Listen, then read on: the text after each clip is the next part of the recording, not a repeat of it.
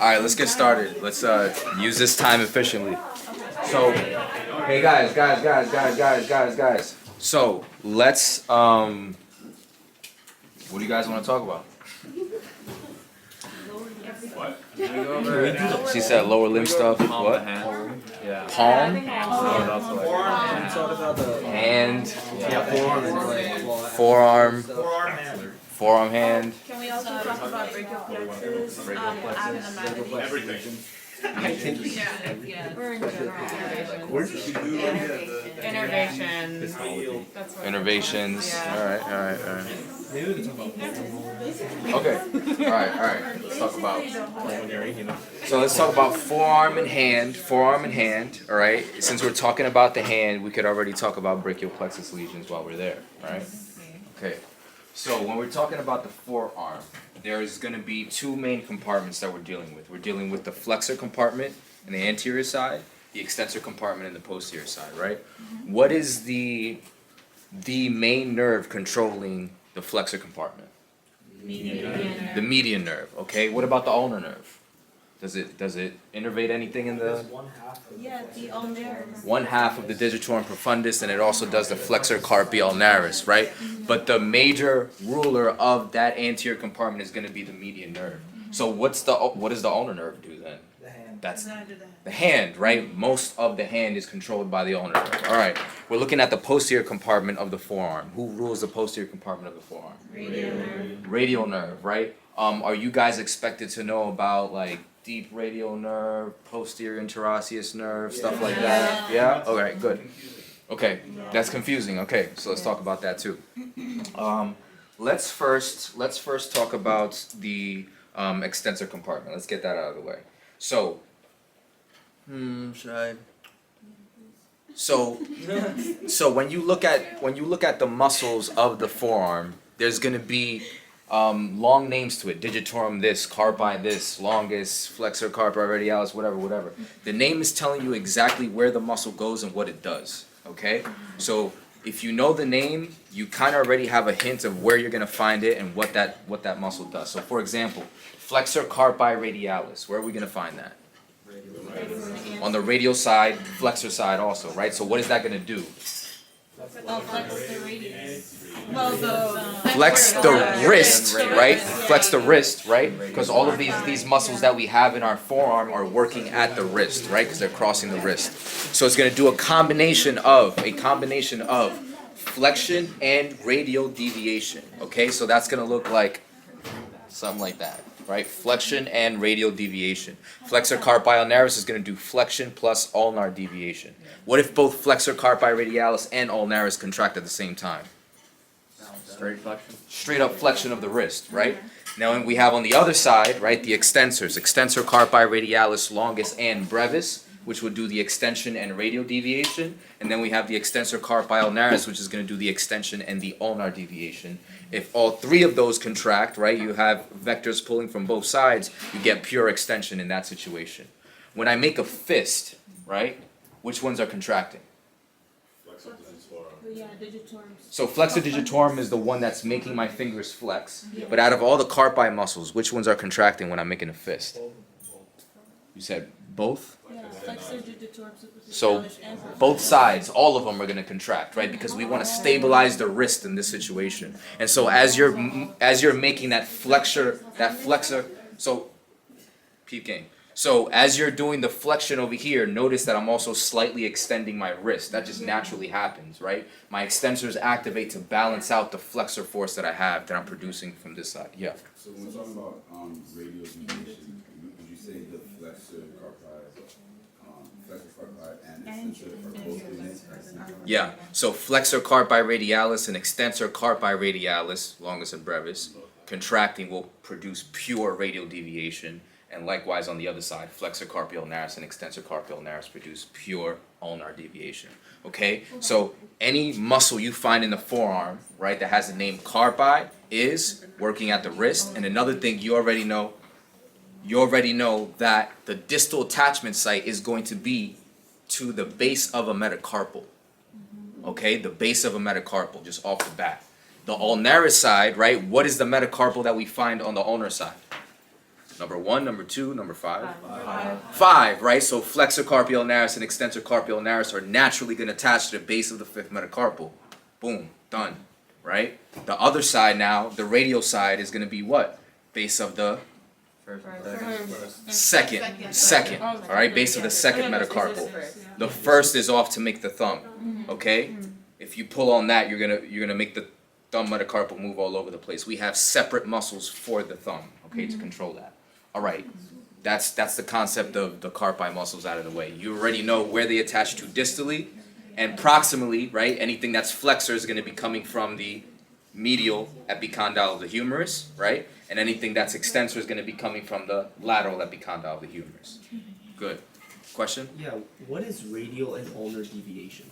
So radial and ulnar deviation is when the hand deviates either towards the radial side or deviates towards the ulnar side. That's the same thing as me saying abduction of the hand towards the radial side or adduction of the hand in towards the ulnar side. Okay?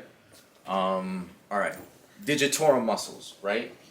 We know they all work at the fingers, right? They flex the fingers, right? The flexor digitorum. We have 2 profundi but only 1 extensor.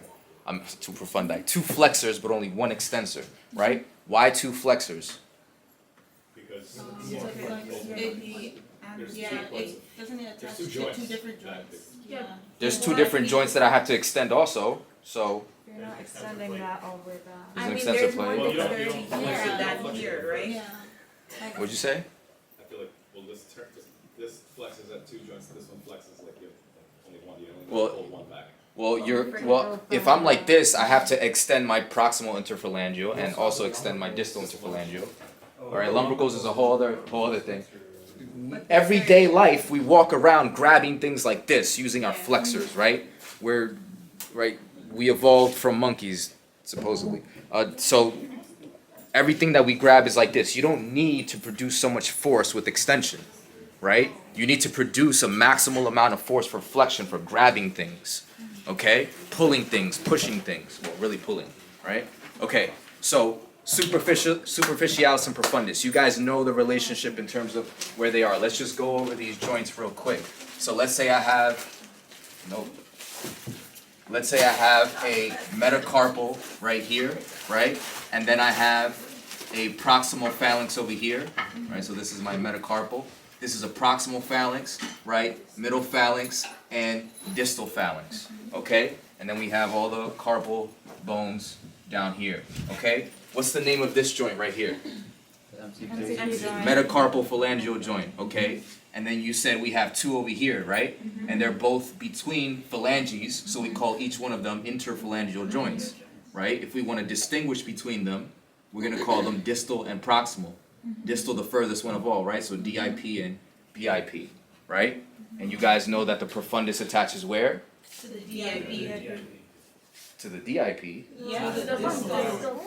It attaches to the distal phalanx. It flexes the DIP, right? You can't attach to a joint. You work over a joint, but you don't attach to the joint, right? So profundus is going all the way here. That means profundus can flex DIP, PIP, and MCP, right? But we also have superficialis, and superficialis is sitting on top of this, right?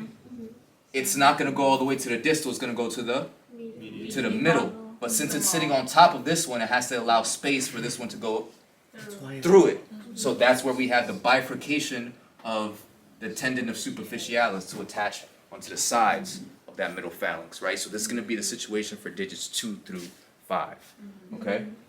Right. You don't really see this anywhere else in the body. I mean, you see it also in the plantar foot. But yeah, the hands and feet is the only place where you see tendons doing that bifurcation. What is this construct called? This space that allows the passage of profundus tendon to go through. What is that called? Something chiasm. You already learned about? All right, camper's chiasm, just in case if it pops up somewhere. Okay? Camper's chiasm is that space created by the bifurcation of superficialis tendon. All right?